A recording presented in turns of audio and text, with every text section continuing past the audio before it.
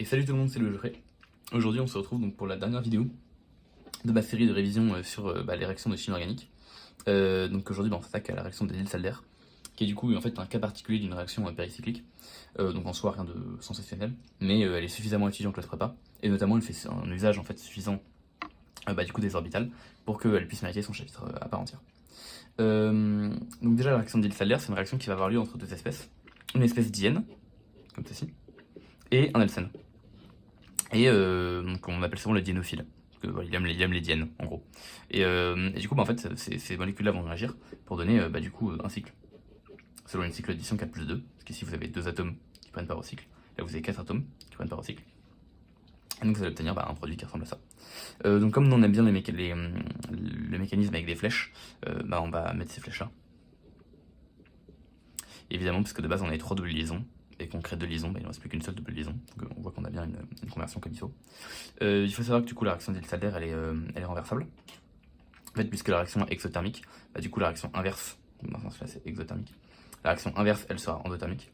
Du coup pour faire une rétro-Diels, il suffit de chauffer. Et on va pouvoir avoir assez d'énergie pour faire la rétro-Diels. A priori comme ça la réaction paraît assez bidon, sauf que en fait on voit qu'on peut avoir des problèmes de régiosélectivité et de stérosélectivité. Et du coup, c'est pour ça qu'on va être amené à étudier notamment toute une théorie sur les orbitales et également à étudier du coup les approches en fait dans l'espace de ces molécules entre elles, donc notamment supra-supra pour ceux qui voient déjà. Donc je vais faire un rapide rappel sur les orbitales parce que c'est quelque chose qui va être utile. En gros, comment est-ce qu'on peut définir les orbitales? En fait, lorsque vous cherchez à connaître le niveau d'énergie des électrons d'une molécule, vous allez être amené à résoudre l'équation de Schrödinger pour ces électrons et vous allez trouver que ces énergies sont quantifiées, ce qu'on fait de la mécanique quantique, et vous allez trouver que vous avez plusieurs niveaux d'énergie pour ces électrons. Ensuite, vous allez remplir donc, ces niveaux d'énergie avec vos électrons, tout en respectant donc, les règles, notamment les règles de Cuson de Pauli et les règles de Hund. Donc, du coup, vous allez évidemment commencer à partir de l'orbitale qui est la plus basse en énergie. Et puis, à un moment, vous allez arriver à remplir tous vos électrons, et donc vous allez vous retrouver avec certaines orbitales qui sont occupées, certaines orbitales qui sont vacantes. L'idée, c'est donc que les orbitales occupées peuvent venir donner des électrons dans d'autres orbitales, qui elles, du coup, sont vacantes. Et les orbitales vacantes, à l'inverse, peuvent venir accepter des orbitales venant d'autres orbitales occupées. Enfin, des électrons, pardon, venant d'autres orbitales occupées. Ok. Et l'idée, c'est qu'en fait, ça c'est l'idée de prépa, c'est que donc, connaître en fait le remplissage de ces orbitales et leur énergie vous enseigne beaucoup sur les caractéristiques nucléophiles et électrophiles de certaines molécules. Et enfin, lorsque vous vous intéressez, donc par exemple sur une orbitale qui va être ici la haute occupée, même pardon, si vous vous intéressez à toutes les orbitales occupées de manière générale, puisque c'est les orbitales qui contiennent les électrons, c'est elles qui vont être responsables de la nucléophilie. Et donc si vous vous intéressez aux coefficients, donc du coup, en fait, des différents atomes pour chacun niveau d'énergie, du coup ça va vous donner quel site en particulier est nucléophile d'une molécule. C'est peut-être un peu pas très clair à expliquer, mais par exemple ici vous avez votre orbitale qui est occupée, c'est une orbitale occupée. Si vous regardez le coefficient, donc en fait auquel participe chaque atome d'une molécule, sur cette orbitale là en particulier. Donc je vais prendre, je sais pas, un truc un peu bidon, je vais prendre ce diénophile là. Si vous regardez, donc là par exemple je sais pas, vous avez un coefficient de 0,6, là vous avez un coefficient de 0,3, et là vous avez un coefficient de 0,1. Bon j'ai oublié l'hydrogène, mais on va dire que c'est avec l'oxygène. Là du coup vous voyez que le coefficient le plus important il est ici au niveau de 0,6, donc ça vous dit que sur la haute occupée qui est donc une orbitale occupée, la molécule qui a le coefficient le plus important il est juste ici, et donc le site le plus nucléophile de la molécule sera juste là. Bon en réalité ici on peut analyser un peu avec les mains qu'en fait ce sera là, parce que là on va avoir un groupe électrodonneur de l'oxygène, et on risque d'avoir... Ouais non en fait non ça risque d'être là, ça risque d'être là. Par mésomérie, on voit que la charge elle va se situer à cet endroit-là, donc c'était bien ce que j'ai fait. Par contre, ça risque d'être un peu plus fort au niveau de l'oxygène aussi, qui est un peu nucléophile, donc on aura peut-être ici du 0,1 et ici du 0,3. Plutôt, enfin bref. Du coup, ça vous permet de pouvoir analyser donc en fait les sites nucléophiles d'une molécule. En s'intéressant aux orbitales vacantes, et du coup aux coefficients de chaque atome, en fait la participation du coup des coefficients de chaque atome dans ces orbitales-là, à l'inverse, du coup vous allez plutôt vous renseigner sur le caractère électrophile du coup de chaque atome. L'idée c'est qu'on prépare, et en fait c'est globalement ce que vous ferez même plus tard, c'est que c'est galère de venir utiliser l'information donnée par toutes les orbitales occupées par toutes les orbitales vacantes. Et du coup on fait une approximation qui en vrai marche bien, c'est du coup l'approximation de Fukui, donc HOBV, dans laquelle on considère que les propriétés nucléophiles de la molécule sont en fait récapitulées et résumées dans l'orbitale haute occupée, et que les propriétés électrophiles sont résumées dans l'orbitale basse vacante, donc ici BV, ici HO. Du coup, en fait, on utilise et on étudie uniquement ces orbitales HO-BV. Et du coup, la HO, c'est l'orbitale qui a les électrons, c'est donc elle qui est responsable de la nucléophilie de l'espèce. Et la BV, c'est celle qui est responsable de l'électrophilie de l'espèce, puisque c'est celle qui ne les a pas. Et donc par exemple, si je donc du coup j'étudie juste ma HO, puis bah voilà, là j'ai mon petit diène, et puis bah si je vois qu'ici j'ai un coefficient de 0,6, ici 0,1 et ici 0,3, bah du coup je vais pouvoir voir que globalement le site nucléophile de ma molécule il se situe là, donc il se situe sur le carbone du fond. Ok. On peut faire évidemment la même chose avec la BV. Donc je sais pas si je mets un truc comme ça. Non pardon. Si je mets un truc, donc je vais mettre un diène cette fois-ci. Bon bah là du coup j'ai un super groupe électroattracteur. On peut probablement se douter que les groupes où je vais avoir les plus gros coefficients, ça va être sur ces deux carbones là. Ok. Donc ça c'est globalement le rappel des orbitales. Maintenant, quand deux molécules interagissent, on peut essayer pareil de venir approximer leur interaction à l'interaction entre HO et BV. Donc on va considérer la HO de la première, la BV de la seconde, et on va essayer de réduire en fait les interactions entre ces deux molécules à ces interactions entre ces deux orbitales. Donc entre ces deux couples HO-BV de chacune molécule. Donc par exemple, si je prends cette molécule-là, et si je prends cette molécule-là, ici, donc j'ai par exemple une BV, je vais donner des nombres pis fins, mais ça va pas vraiment 12,26 électronvolts. Je vais prendre une HO qui va être, je sais pas, moins 13,2 électronvolts, j'aime bien les deux. Là, je vais prendre une BV qui va être, je sais pas, moins 11,6, et une HO qui va être à moins 12,7, par exemple. Électronvolts toujours. Ici, du coup, on voit que lorsque je vais considérer donc l'interaction entre ces deux molécules, premièrement, ce que je vais chercher à faire, c'est que je vais chercher à venir diminuer l'écart énergétique. Donc, puisque pour en fait, du coup, maximiser l'interaction entre ces deux molécules. Du coup, on voit que si je veux diminuer l'écart énergétique, là j'ai un écart énergétique d'à peu près 1,5 électronvolts. Là j'ai un écart énergétique d'à peu près 0,5 électronvolts. On voit que là j'ai un écart énergétique qui est plus petit. Et donc du coup, je vais venir considérer l'interaction entre cette BV et entre cette HO. Autrement dit, la molécule nucléophile ici, ça va être le diénophile, et la molécule électrophile ici, ça va être le diène. Et donc du coup, je vais considérer l'interaction entre HO et BV. Enfin maintenant, puisque mon interaction, donc puisque cette molécule-là, on voit que c'est l'écart HO-BV qui est le plus petit, c'est quand celle-là utilise sa BV, quand celle-là utilise sa HO. Du coup maintenant, je vais venir regarder les coefficients de chaque atome de la BV de cette molécule, et le coefficient de chaque atome de la HO de cette molécule. Et du coup, c'est sur ces coefficients-là qu'on va jouer, et c'est à partir de ces coefficients qu'on va pouvoir déterminer à la fois la régiosélectivité du produit et la stérosélectivité du produit. Donc en gros, si vous voulez éviter tout le blabla, c'est vraiment là ce qu'il faut juste retenir, c'est que pour déterminer quel régioisomère et quel stéréoisomère on va obtenir, il faut globalement simplement regarder la BV et la HO de chacune des deux molécules, chercher quel couple HO-BV diminue l'écart énergétique, donc en gros, quelle est la molécule qui a la BV la plus basse et quelle est la molécule qui a la HO la plus haute. Ici on voit globalement on a des HO-BV qui ressemblent à ça, donc l'écart ici il est beaucoup plus petit là. Ok. Et alors considérer que la molécule dans laquelle on considère cette BV jouera l'électrophile, celle qui on considère la HO jouera la nucléophile, et regarder les coefficients de la BV et de la HO, du coup de la BV de celle-là et de la HO de celle-là. Et à partir de là, à partir des coefficients, on va pouvoir travailler. Voilà, c'est globalement ce qu'il fallait comprendre. Et enfin, en tout mini complément, du coup on va éventuellement pouvoir coller des groupes, donc à notre alcène et à notre diène, des groupes plus ou moins électrodonneurs, électroattracteurs. Évidemment, si on va coller des groupes électrodonneurs, on va créer une espèce plus nucléophile, donc l'énergie de la HO et de la BV vont augmenter. Si on colle plutôt des groupes électroattracteurs, du coup l'énergie et de la HO et de la BV vont plutôt diminuer, puisqu'on va créer un truc plus électrophile. Donc typiquement en renforçant l'une des deux espèces avec des groupes donneurs et en renforçant l'une des deux espèces avec des groupes attracteurs, du coup on va pouvoir diminuer la HO-BV d'une molécule, augmenter la HO, augmenter l'énergie d'une molécule, et on voit qu'on va venir créer un gap HO-BV qui va être beaucoup plus faible, à l'inverse que l'autre sera beaucoup plus grand. Mais du coup si on a un gap HO-BV qui est beaucoup plus faible, du coup on va pouvoir venir favoriser l'interaction entre ces deux molécules. Voilà. Et ça marche, que ce soit donc avec la règle de Halder, c'est-à-dire si je ne me trompe pas, en donnant des électrons au diénophile et en appauvrissant le diène, mais ça marche aussi si on utilise la règle de Halder inverse, en cette fois-ci renforçant le diénophile, et en affaiblissant un électron diénophile. Voilà, donc, cette parenthèse étant terminée, on va donc désormais pouvoir passer aux considérations de régiosélectivité et de stérosélectivité du coup de la réaction d'Ilfalen. On va commencer par la régiosélectivité, on va voir quand est-ce qu'on a un problème. En fait, on voit déjà qu'a priori, donc le diène et le diénophile, c'est des molécules qui sont symétriques selon cet axe. Et en gros, en fait, on va avoir des régioisomères lorsqu'on a cette symétrie qui est brisée. Et donc, typiquement, je vais commencer par la régiosélectivité. Donc, typiquement, lorsqu'on a les deux qui ne sont pas symétriques. Régiosélectivité. Ok. Donc, par exemple, si je considère ces deux réactifs, je vois qu'a priori, je peux obtenir comme produit ce produit, donc où les deux sont du même côté, ou ce produit. Comment est-ce que je vais pouvoir déterminer lequel je vais pouvoir obtenir? Du coup, en vertu de ce que j'ai dit tout à l'heure et du préparatif que j'ai pu faire, on va commencer par regarder du coup quelle molécule va jouer l'électrophile, quelle molécule va jouer le nucléophile. Donc normalement on va vous donner les énergies d'HO-BV de celle-ci, les énergies d'HO-BV de celle-là, on va chercher à diminuer l'écart HO-BV. Imaginons que là on va considérer la BV, là on considère la HO. Ok.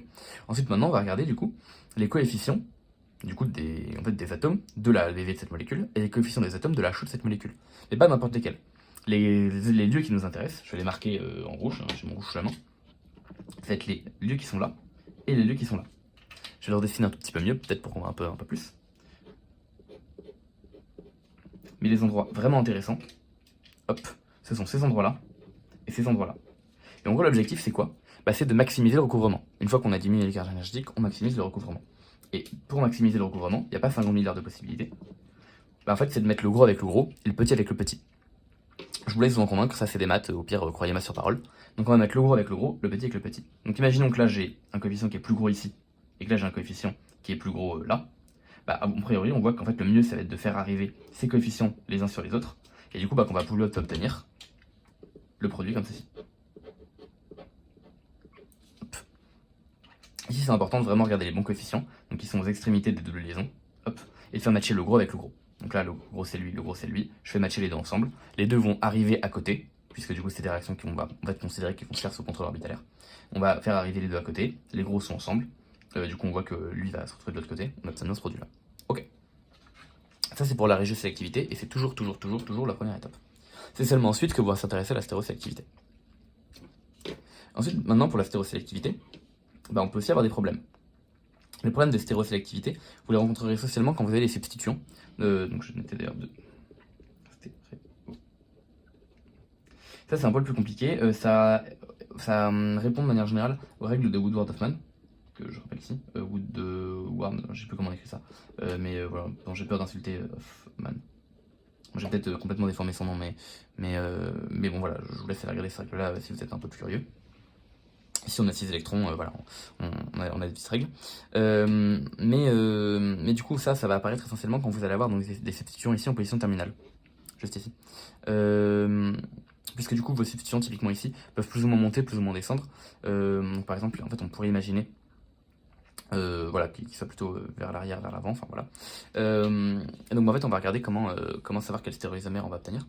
L'idée c'est qu'ici on va commencer par toujours regarder les interactions principales, donc entre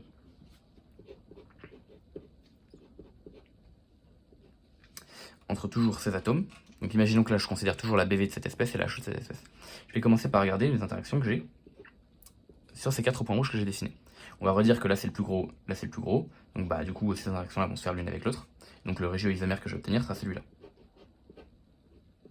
Et donc ça veut dire qu'en fait en termes d'approche, je vais faire approcher cette molécule et cette molécule. Et en gros mon approche elle va faire comme ça.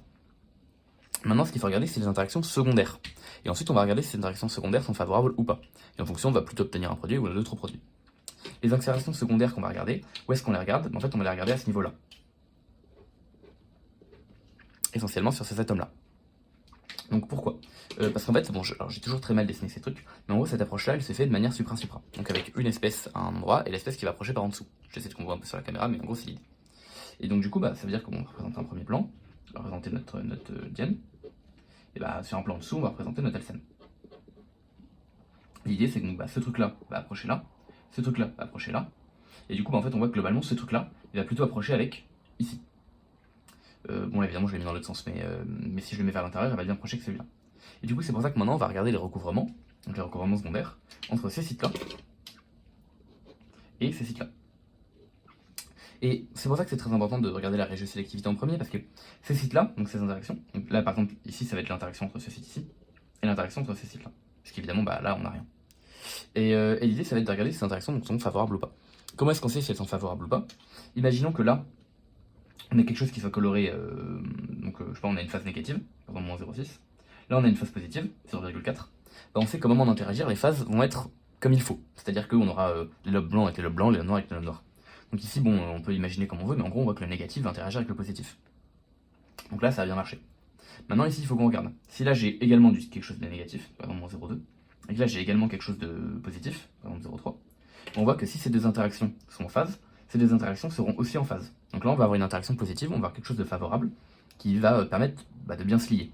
Donc la petite excroissance ici, elle va se glisser sous la molécule pour avoir le recouvrement favorable entre le truc qui est là et le truc qui est là. Si à l'inverse ici ça devient négatif, on a bien un truc en moins 0,3, là cette fois-ci on a quelque chose qui va pas être comme il faut. Pourquoi? Parce que sachant que ces deux interactions là elles sont négatives, ces interactions là elles sont avec le même signe. Donc là, cette fois-ci, on va avoir un problème parce que là, donc là, on a des lobes en phase. Là, on a des lobes qui vont pas être en phase. Donc on va avoir un truc qui va pas être bien. Donc bah du coup, là, on va avoir une interaction qui sera pas favorisée. Et donc on aura la petite loupette qui va se mettre à l'extérieur. Ok, je vais essayer de vous le refaire vite fait. Juste parce qu'en fait, j'ai mis ma loupette dans le mauvais sens avant. L'idée, c'est que vous considérez d'abord la régie sélectivité. Donc vous regardez ici, ici, ici, là. On a vu que là, c'était à côté, donc on les met tous les deux en face. Maintenant, ce que vous regardez, c'est que vous mettez d'abord la loupette en dessous. En fait, je le reprends juste parce que là, techniquement, ce que j'ai fait peut pas porter à confusion, parce que ma petite excroissance, elle est déjà à l'extérieur. Donc vous la mettez d'abord en dessous. Vous considérez d'abord ces interactions-là, avec vraiment l'excroissance qui est dirigée vers le diénophile, vers le diène, pardon. Et donc vous regardez les interactions secondaires. Si ici et ici, c'est du même signe, vous regardez si là et là, c'est du même signe. Si ici et ici, c'est de signe opposé, vous regardez si là et là, c'est de signe opposé. En fonction, bah du coup, vous allez savoir si jamais le recouvrement va se faire dans le bon sens, c'est-à-dire que vous allez avoir un recouvrement favorable, ou dans le mauvais sens, si ça va être défavorable. Attention tout de même, ça peut porter à confusion. Imaginez donc là, j'ai d'autres choses. Par exemple, là, j'ai un OH en plus. Bah là, j'ai une autre interaction secondaire ici, qui va cette fois-ci, donc je vais cette fois-ci, donc je vais regarder l'interaction secondaire avec ce site-là, et ce site-là. Et du coup, désormais, il faut que je regarde si mon interaction secondaire, elle est plutôt plus forte en valeur absolue ici que là. Et là, c'est même règle que tout à l'heure, je regarde globalement où sont mes plus gros lobes. Et du coup, je vais mettre le gros lobe avec le gros lobe et le petit lobe avec le petit lobe. Mais je vais mettre le gros avec le gros uniquement. Enfin, en gros, je mettrai le gros avec le gros, mais d'abord, ce qui prime, c'est la régie sélectivité. Donc d'abord, ce qui prime, c'est le gros là avec le gros là. Et ensuite seulement, bah, je vais regarder l'interaction entre les gros et les gros. Donc imaginons qu'ici, j'ai des lobes qui soient plutôt plus gros que les petits lobes qui sont là. Bah du coup, même si les petits lobes qui sont là, ils sont favorables et que les petits lobes qui sont là, ils sont défavorables, bah j'aurai quand même une approche comme ceci. Alors que j'aurai quand même ma loupette qui va s'approcher ici par l'extérieur. Pourquoi? Parce que moi, ce qui m'intéresse le plus, c'est l'interaction, si l'interaction en gros principale, si elle est favorable ou défavorable. Et ici, si mon interaction principale, elle se situe là, bah du coup, si elle est défavorable, bah c'est elle qui prime sur la deuxième interaction. Et du coup, dans ce cas-là, qu'est-ce que vous allez obtenir comme produit? Bah en gros, moi, ce que j'aime bien, c'est qu'on peut toujours considérer que j'ai mon diénophile qui s'approche par en dessous de mon diène. Dans ce cas, qu'est-ce qui se passe? Les petites excroissances qui sont à l'extérieur, elles vont vers le bas. Celles qui sont à l'intérieur, elles vont vers le haut. Ça, vous pouvez un peu le voir, je sais pas si ça se voit bien avec mes mains, mais si vous avez un petit pont ici, le pont va monter, hop, quand la molécule va s'approcher par en dessous. Donc typiquement, si vous considérez ce genre de molécule, attendez, je vais le redessiner bien. Si vous considérez ce genre de molécule, et que vous approchez quelque chose par le dessous, hop, bah le pont va monter. Et donc vous allez vous retrouver avec une molécule un peu comme ceci. Avec ici un pont. Et là, du coup, voilà. Et évidemment, une liaison là. Le pont monte. Si évidemment la molécule s'approche par au-dessus, le pont va descendre. Mais en fait, vous allez voir que vous pouvez toujours considérer que la molécule s'approche par en dessous, parce que je vais utiliser juste après l'argument de fait qu'on est des énantiomères. Donc considérez toujours que la molécule s'approche par en dessous. Sachant que la molécule s'approche par en dessous, donc je vois que si j'ai mes excroissances ici, qui sont à l'intérieur, elles vont monter. Du coup, si elles sont à l'extérieur, bah, elles vont descendre. Ok. Et après, maintenant, concernant les excroissances, qui vont être, donc les substitutions, qui vont être sur ici le diène. Bah, faut regarder en fait si les interactions secondaires que vous avez sont plutôt favorables ou pas. Imaginons qu'elles le soient. Donc imaginons que, je vais prendre un exemple un peu plus simple. Je reprends cet exemple-là, ce diénophile avec ce diène. Imaginons que donc vos interactions secondaires, elles vont se situer ici. Hop. Imaginons qu'elles soient favorables. Donc c'est-à-dire qu'elles sont du même signe que ces deux-là. Hop. Mais dans ce cas, ce qui va se passer, c'est que ça va plutôt avoir envie de passer par en dessous. Et du coup, puisque ça va plutôt passer par en dessous, bah, vous allez avoir votre truc qui va s'approcher bien et qui va partir ici, comme vous le voyez, je sais pas si vous voyez très bien avec ma main, un peu sur le côté. Donc vous savez qu'en fait, vous allez obtenir ce produit. Ça, on voit que c'est plutôt vers l'extérieur, donc ça va passer vers l'arrière, hop. Et ça, bah, du coup, on voit que sur mes mains, il vient taper en dessous, et donc il va passer derrière, et donc il va plutôt passer, hop, derrière comme ceci. Avec ici dans la double liaison qu'il ne faut pas oublier. Il sera clairement en arrière. Si l'interaction secondaire, elle, donc en fait, il sera vers le bas. Si l'interaction secondaire, donc ça c'est favorable. Si l'interaction secondaire, elle est plutôt défavorable, bah du coup, il va pas s'approcher par en dessous, puisque là, vous avez votre interaction secondaire. Il va s'approcher de l'autre côté, pour avoir pas d'interaction secondaire, genre là. Du coup, puisque pas d'interaction secondaire, bah cette fois-ci, il va plutôt s'approcher de l'autre côté, et donc il va monter. Donc si c'est défavorable, putain, je viens de faire un jet de stylo. Si c'est défavorable, bah, vous allez peut-être obtenir cette molécule. Toujours vers l'arrière, et cette fois-ci, votre truc, dans ce sens-là. Hop.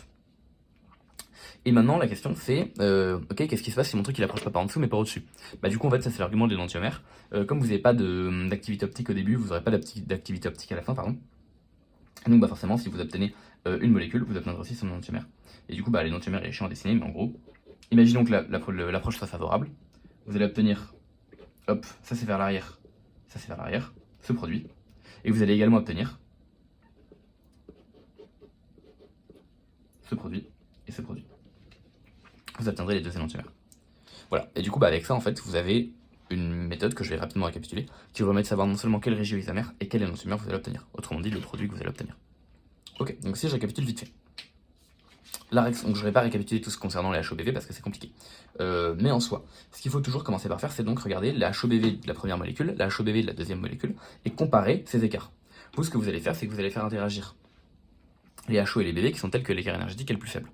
Une fois que vous avez vu quel écart est le plus faible, vous considérez uniquement la BV d'une certaine molécule, la HO d'autres molécules, et vous considérez uniquement les coefficients des atomes développés sur la BV et sur la HO sur chacune des molécules. Ok. Vous commencez toujours par la régiosélectivité, c'est le plus important. Cette régiosélectivité, elle va vous donner dans quel sens vous allez avoir vos molécules qui vont se positionner, et du coup ça va vous donner quelles interactions secondaires il faut considérer. Vous aurez uniquement un cas de régiosélectivité quand vous avez deux molécules qui sont dissymétriques, par rapport au plan ici de symétrie. Par exemple, avec cet exemple-là, du coup vous allez vous intéresser donc à ces sites ici. Hop. Et vous allez faire matcher le gros site avec le gros site en valeur absolue, et peu importe le signe. Parce que vous pourrez vous débrouiller pour, si jamais vous avez un truc négatif et un truc positif, faire matcher les deux ensemble et essayer de retourner la molécule et ce qui est positif devient négatif et inversement. Les signes, on s'en fout. Ok. Ensuite, une fois que ça c'est fait, vous savez quel régioisomère vous obtenez. Imaginons qu'on obtienne lui, par exemple. Ok.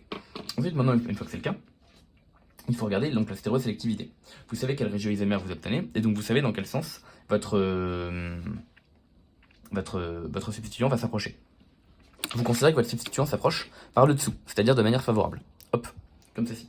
Donc avec une interaction secondaire favorable. Et ensuite, vous regardez si cette interaction secondaire est vraiment favorable ou pas. Si elle l'est, il s'approche bien par le dessous. Dans ce cas, vous avez une approche complètement supra-supra, et vous avez un truc qui va comme ça passer par en dessous. Si jamais c'est pas favorable, votre truc qui va plutôt s'approcher comme ça, il va passer par le dessus. Hop, il va finir en haut. Ok. Et du coup, il faut regarder si cette interaction secondaire est favorable ou pas. Si jamais vous avez plusieurs interactions secondaires à considérer, donc déjà, vous voulez considérer les orbitales ici, hein. Vous considérez les lobes qui sont là. Ok. Et si interaction secondaire, vous en avez plusieurs, vous allez chercher à faire matcher la plus grosse interaction secondaire. C'est celle qui va être prédominante. Donc vous allez faire matcher le gros lobe ici avec le gros lobe là, ou le gros lobe ici avec le gros lobe ici. C'est ce que vous allez essayer de faire. Mais sachant que vous avez déjà votre orientation qui est fixée par la régiosélectivité de la molécule. D'où le fait qu'il faille la fixer avant. Et ça peut créer des cas un peu particuliers, et pas forcément évidents à voir. Puisque si jamais le gros lobe il se trouve là, et que le gros lobe il se trouve là, en fait vous n'allez pas faire matcher le gros avec le gros, puisque ce qui prédomine, c'est cela. Du coup, vous allez faire matcher le gros avec le petit, et le petit avec le gros. Et dans ce cas, comment est-ce qu'on détermine quelle est l'interaction prépondérante? Si elles vont dans le même sens, c'est cool, et si elles vont pas dans le même sens, globalement, vous aurez sûrement des mélanges de produits. Et il faut essayer de faire marcher celles qui globalement sont les plus grosses, genre faut mettre au carré, et voilà, globalement regarder quels sont les carrés les plus gros. Donc c'est un peu litigieux, c'est particulier. Mais imaginons que les plus grosses orbitales soient ici, là. Hop. Que la plus grosse soit là et là, et que la plus petite soit là et là. Et qu'en plus, il y en a une qui est favorable, l'autre qui est défavorable. Du coup, honnêtement, vous aurez sûrement un mélange de produits. Et globalement, essayez de regarder lesquels sont en moyenne plus gros. Genre, si ça c'est vraiment beaucoup plus gros que ça. Genre, je sais pas si là vous avez du 0,8, 0,2, 0,4, 0,6, pardon, et 0,4. Globalement, vous voyez que ça, c'est quand même plus gros que ça. Même si là vous avez 0,2 et 0,6, vous sommez, ça vous fait genre du 0,8. Là vous avez du 8 et du 4, vous sommez, ça vous fait genre du 1,2. Vous voyez globalement l'interaction secondaire, même si le gros il est là et que le gros il est là, et que le petit il est là et que le petit il est là, globalement cela et cela c'est quand même plus gros que cela quoi. Donc du coup vous regardez avec cette interaction secondaire là. Ok, et du coup tout ça, ça vous donne si jamais vous avez plutôt votre dinophile qui va s'approcher par en dessous, donc obtenir un produit comme ceci, ou par au-dessus, donc obtenir un produit, ou s'il va plutôt aller par en dessous parce qu'il y a une interaction secondaire favorable, ou pas par en dessous mais genre sur le côté, parce que son interaction secondaire est défavorable. Concernant les substituants qui se trouvent ici et là, s'ils sont sur le côté, ils vont partir par en dessous. S'ils sont au milieu, ils vont partir par au-dessus. Et de toute manière, pas d'inquiétude, puisque ça c'est uniquement vrai si votre produit, donc votre dinophile, il s'approche par au-dessus, par rapport au diène. Et s'il s'approche par au-dessus, en fait pas d'inquiétude parce que ce sera juste l'énantiomère. Et de toute manière, vous obtiendrez toujours le couplet d'énantiomère parce que vous n'avez pas d'activité optique au début, donc pas d'activité optique à la fin. Ok, donc voilà, c'était un peu dense, mais j'espère avoir pu être relativement clair sur la méthode pour déterminer les produits que vous obtiendrez. Et voilà, si vous avez des questions, n'hésitez pas à en poser, parce que c'est peut-être un chapitre qui est paradoxalement le moins évident, parce que c'est là où on peut le plus facilement vous mettre en difficulté. J'espère que la méthode que j'ai pu vous donner est suffisamment claire pour que vous puissiez la comprendre et la réappliquer sans souci et sans problème. Et du coup, moi en attendant, je vous souhaite une bonne fin de révision et des bonnes chances pour les concours. Et j'essaierai, maintenant que j'ai fini cette série de révisions sur les chimies, sur les chimies organiques, peut-être que je ferai un peu de thermochimie ou quoi, je sais pas trop, je vais peut-être prendre des petites pauses aussi, enfin voilà, je vous garantis rien. Mais en tout cas, En tout cas, bah, j'espère que cette série aura pu être claire et que ça aura pu être complet comme je le souhaitais. Voilà, donc bah du coup j'espère qu'en tout cas que vous passez de bonnes révisions et je vous souhaite un bon courage pour les concours. Bonne journée et à bientôt.